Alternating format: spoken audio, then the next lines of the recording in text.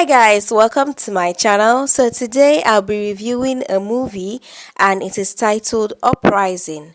It is showing on Netflix and it's from Moho Films and Semicolon Studios. Let's get right into it. Now this is a 2024 South Korean historical war action film that was directed by Kim Sang-man and it is written by Shin-rok and Park Chan-wook. So this story happens in the Joseon era when a scholar asserted that all people were equal and no one should have a master. So this scholar was accused of treason by the king's army, and because of that he had committed suicide. His son was taken by the king's army and was killed. Yeah. So before you go ahead with this story, just have it in mind that there is a lot of blood, a lot of violence, a lot of gore, and a lot of gut-wrenching scenes that if you're sensitive to this kind of things, do not watch. So as we move ahead in the story, we're introduced to this boy whose father was trying to convince the king that the boy was conceived before his mother was taken as a slave, and therefore the boy shouldn't be taken as a slave. But the king says no, as long as the mother had him in her belly, he is also a slave, right? So this boy is taken from the father and he was supposed to be a slave in the palace.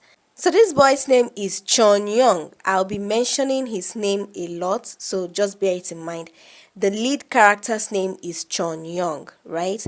So he is taken in as a boy to work in the palace.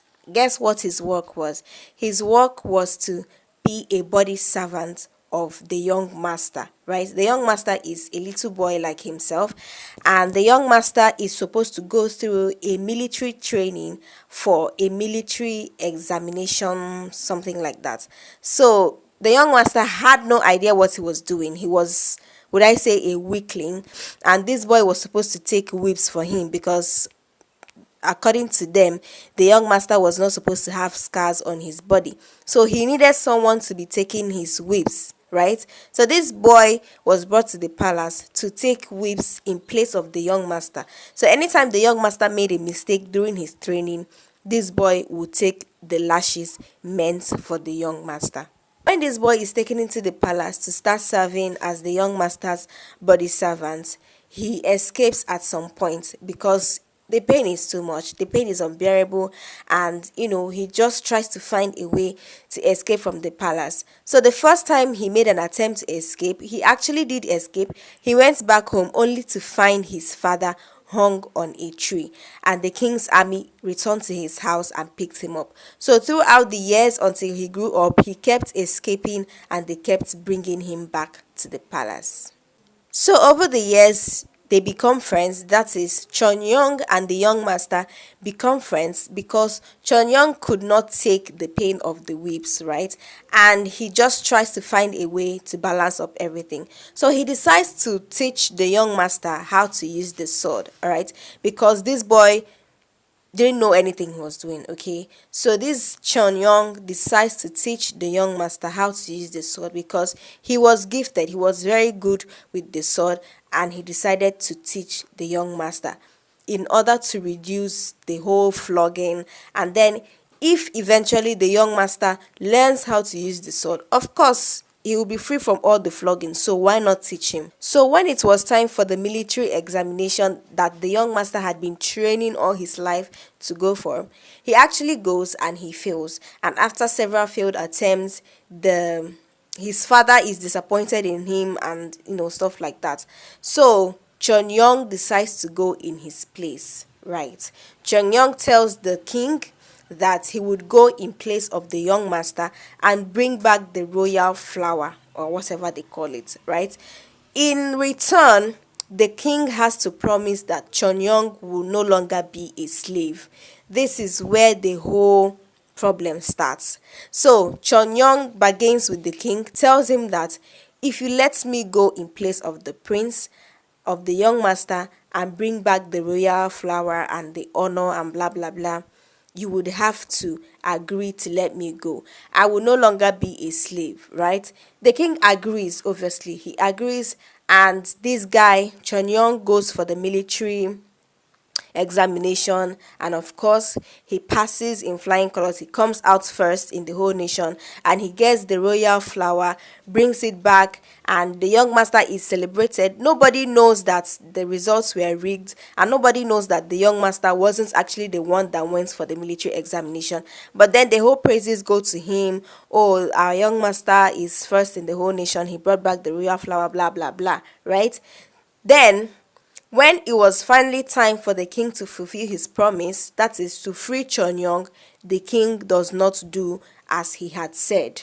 And this brings about a lot of chaos. So the young master, the night that this guy returned from the military examination, the young master had come to congratulate him, something like that, and had told him, I'm going to bring the papers, to free you, right? And this guy was already packing up his stuff, ready to leave, not knowing that the king had disagreed. So we jump from that whole young master stuff, and there is a war coming out of nowhere.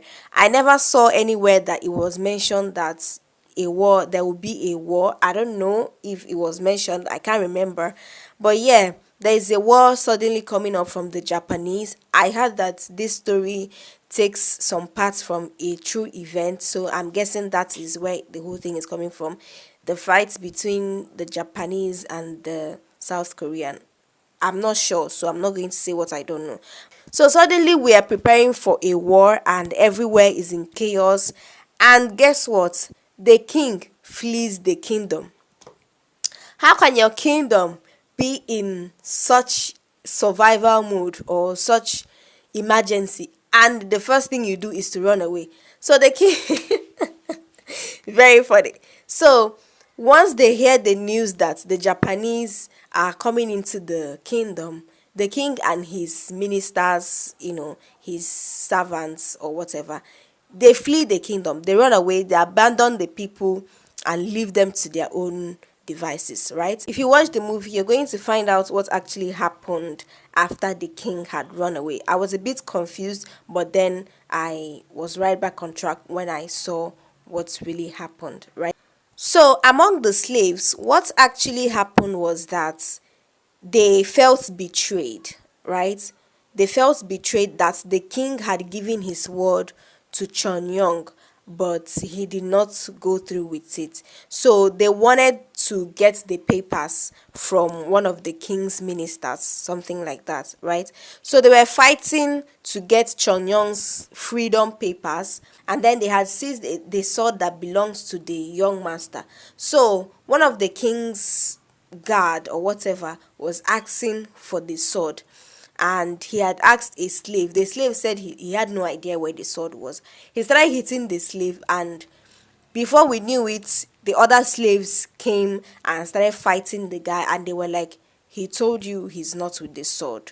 Before you know it, a fight erupts. They are burning everywhere. Everybody is running. They're scattering everywhere, and they free themselves. They burn down the entire palace. So while all this is going on, Chon is somewhere locked up. He's knocked out, and he had no idea what was happening. Chon finally wakes up, and the only person he sees is the young master's wife and the young master's little baby.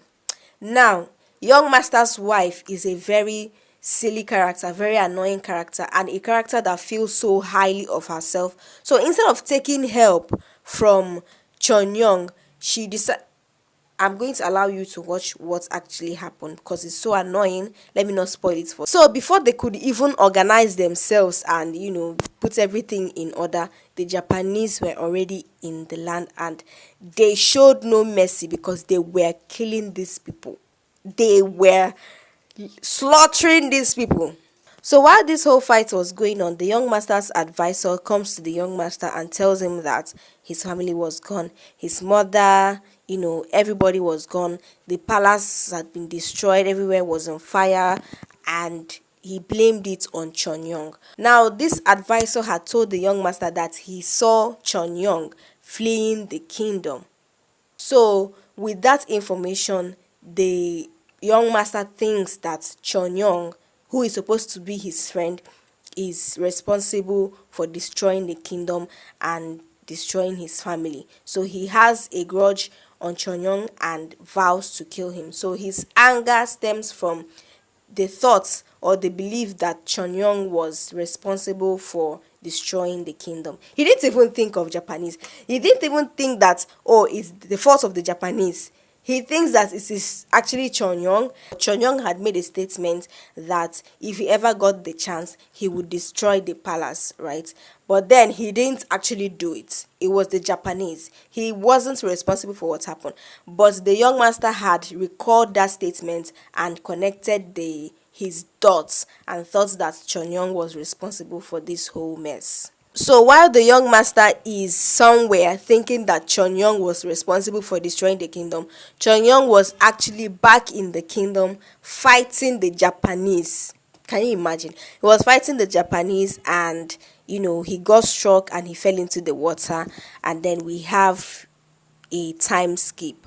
So 7 years later, the whole kingdom is in complete shambles, is in ruins, and the remaining people are almost walking dead. Like, there are corpses everywhere.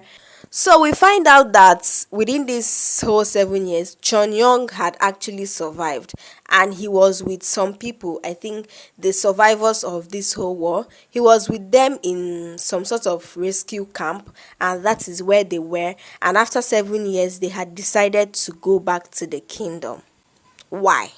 And then in another location, we also see that the king and his people had survived also. They were in a temporary residence and they were planning to return to the kingdom and start building it all over again. So the slaves had caught some of the Japanese, right? They had fought and conquered and caught the Japanese, and they had them locked up. And the foolish thing Chon did was to think that the king would give them their freedom if they brought the Japanese to them. So they wanted to prove to the king that they had actually fought the Japanese and won, and they had saved the kingdom of whatever remained of it. So in order to get their freedom from the king, I don't know what made them believe the king would actually start keeping his word when a whole king ran away from the kingdom and abandoned his people, and you think he would keep his word and free you guys. So they kept the Japanese in hope that if they showed the king the Japanese, he would believe that they had saved the kingdom, right? That was such a foolish idea. And out of nowhere, there is this lady that is not in support of it because she thinks that the king and his family are very selfish people and they will not keep their word. They will never keep their word. So she's not even buying it. She's like, I'm not part of this plan. I don't know where the lady jumped out from. I think some characters just jumped out of nowhere. They don't even have a backstory, and I was like, whoa, who is this? I don't know where she came from, but yeah, she's part of the story. So we see this lady, she's not buying the idea of going back to the kingdom to get their freedom from the king or whatever. This lady leaves the group and some other people follow her, right? But then Chon and the other people decide to return the Japanese to the king, and immediately they get there, the ladies' doubts are proven right because they are seized, they are attacked, and they are locked up immediately. Immediately they are seized. The young master and Chon finally see each other after 7 long years, and their enmity is not here because they hate each other, right? The young master hates Chon with his blood because he still thinks that Chon is the reason why his family died, and Chon is the reason why the whole kingdom was destroyed, blah blah blah. So he has hatred in his heart for Chon, and he thinks that it is a good idea to work with the Japanese. Can you imagine?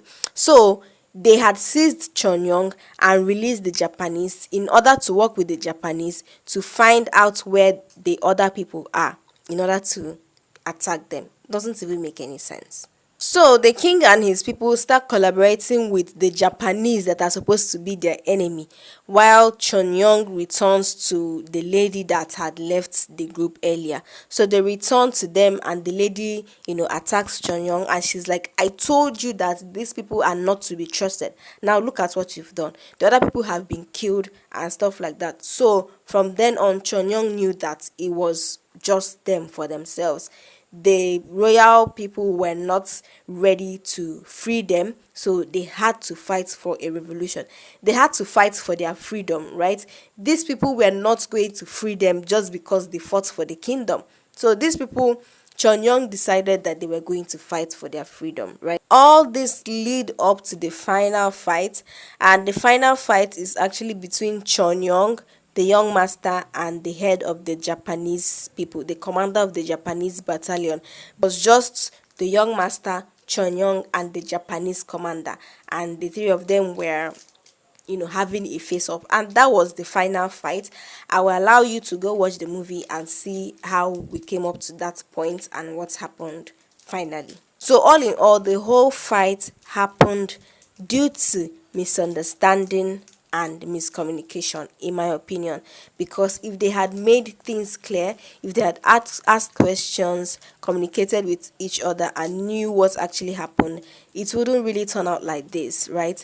These two friends wouldn't really become enemies. But then this other guy had misunderstood and had believed whatever was told to him, and he ran along with that. And I don't really understand the end of this movie, because we see people rejoicing and stuff like that, and I was wondering, where are these people coming from? Who are they? Are they the slaves, or are they the remnants of the people from the kingdom? I couldn't really place where they were coming from, but I don't know. And then the king is still alive in all these fights. After everything that happened, this weakling of a king that abandoned his people is still alive. He is still alive, and he still has other people working for him that are still alive. So we didn't really get a closure or find out what happened to him at last, because he's a very foolish king, and I think he deserves to follow the others to wherever they went to, which is 6 feet. So personally, I still think that the main issue was not handled. That is the issue of freeing the slaves. Were they truly free? I didn't really get a closure whether they are completely free, right? If the kingdom, or if the king has accepted that everyone is equal, because from the look of things, that king is not ready to accept that everyone is equal. So are they truly free from that king? He's still alive. He still has his people. Another problem I had with this movie is the transition from present to past and from one location to the other. If you are not careful, you're going to miss the transitions. You're going to miss past and present, because it just happens like this. You're trying to connect the location to another, and yeah, I think that was the only problem I had. But generally, I think it's a great movie, a very beautiful story, and I think the whole action was choreographed very well, and it was cinematically pleasing. Oh, very sweet. And yeah, that's just I really think it's a good watch. Should you watch it? I think you should. You should. It's a good watch. You're not going to waste your time. It's actually 2 hours and 6 minutes. So yeah, if you have 2 hours and 6 minutes to spare, you should. You would not regret it, unless you really want to find a fault in the movie. But if you just want a good watch, entertaining and very nice action, violent, war, historical movie, this movie is great. Well, that is the end of my review. Peace.